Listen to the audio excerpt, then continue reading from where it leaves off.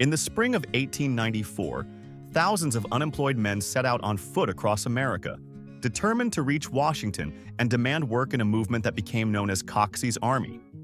In Los Angeles, Charles T. Kelly organized the contingent, and it was known as Kelly's Industrial Army. Among those who joined General Kelly was a young Jack London, armed not with fame but with worn boots and a hunger for truth. 2,000 Stiffs is his vivid, first-hand account of this forgotten march, a story of hardship, humor, rebellion, and endurance. A true portrait of America's restless spirit told by one of its greatest voices. 2,000 men, 3,000 miles, one dream.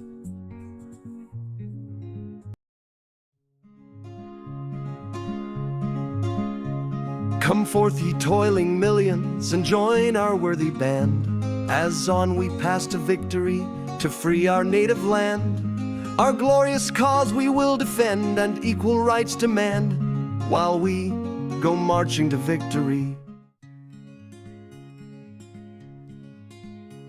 A stiff is a tramp.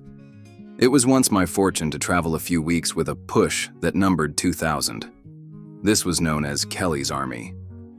Across the wild and woolly West, clear from California, General Kelly and his heroes had captured trains, but they fell down when they crossed the Missouri and went up against the effete East.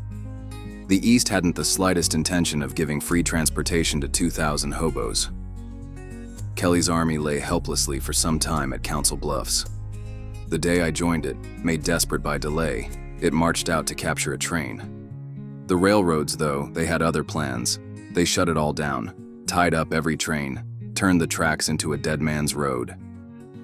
So there we camped, 2,000 of us lying like baggage by the rails, waiting for a miracle or a riot, whichever came first.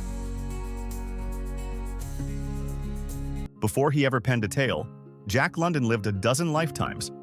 Born in 1876 San Francisco, he was raised on grit, books, and bad luck.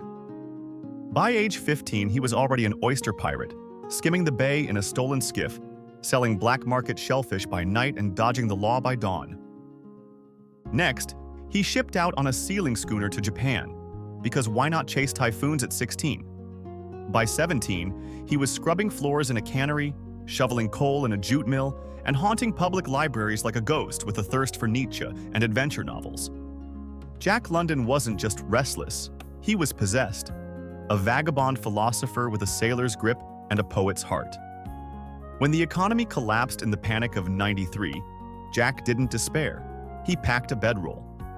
In the spring of 1894, at the age of 18, he joined Kelly's Army, one of the roving contingents of the massive Coxey's movement. Thousands of jobless men marching to Washington to demand dignity through work. He wasn't after fame, not yet. He was after experience, life, truth.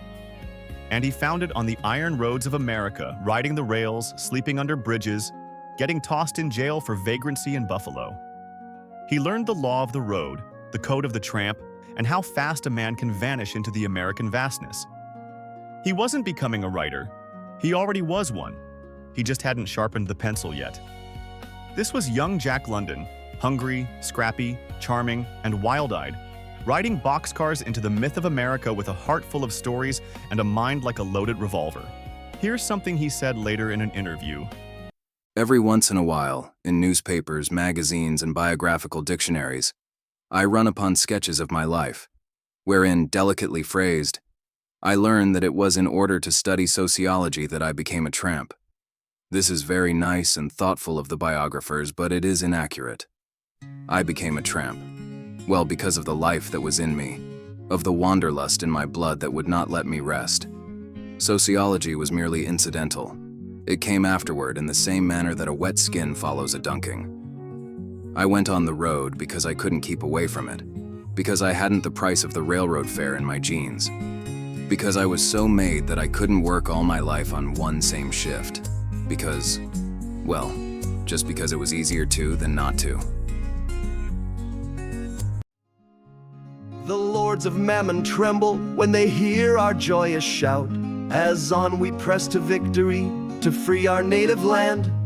Our glorious cause we will defend and equal rights demand, while we go marching to victory. Hurrah, hurrah, a shout of joyful glee. Hurrah, hurrah, we bring the jubilee. The farm and labor shall unite and sweep from sea to sea, while we go marching to victory.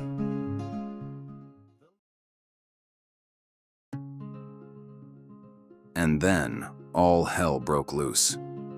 From the west came a scream of steel. Locomotives tore past like bullets. Empty coaches, wrecked cars, broken engines, boxcars stacked like coffins. They emptied the yards of every useless piece of rolling stock just to make sure none of us could ride. Not one hobo could have caught a foothold. It was a moving wall of thunder. That was the railroad's way of saying, "You ain't going nowhere." And for a few days we didn't. But the people hadn't given up. In Omaha, a crowd rose up. They stormed the Union Pacific yards, knocked together a train, and ran it down the line for us. Heroes, every one of them. But the railroad men tried to wreck it literally. Sent a section boss and a goon to tear up the tracks. Only they ran into something they didn't expect, 2,000 angry men who hadn't eaten in a day. We caught them red-handed, and they came close to meeting their maker. The only thing that saved them was the whistle of the arriving train. But the train wasn't long enough, couldn't carry all of us. So we sang songs, shook hands with the mob that brought it, and watched them ride off like saints returning to heaven. And we, the walking wounded, we hit the road, 140 miles to Des Moines. That's when we really became an army on foot, on blisters, on sheer grit. Town after town, the good folks of Iowa welcomed us. Farmers brought wagons to haul our gear. Mayors made speeches. Schoolgirls sang. Shopkeepers marched beside us. Each day felt like the 4th of July. But we were tired. Always tired. My feet ached, my clothes stank, and still I marched. Because every step was a kind of prayer, one that maybe, just maybe, the country would hear when we reached Washington.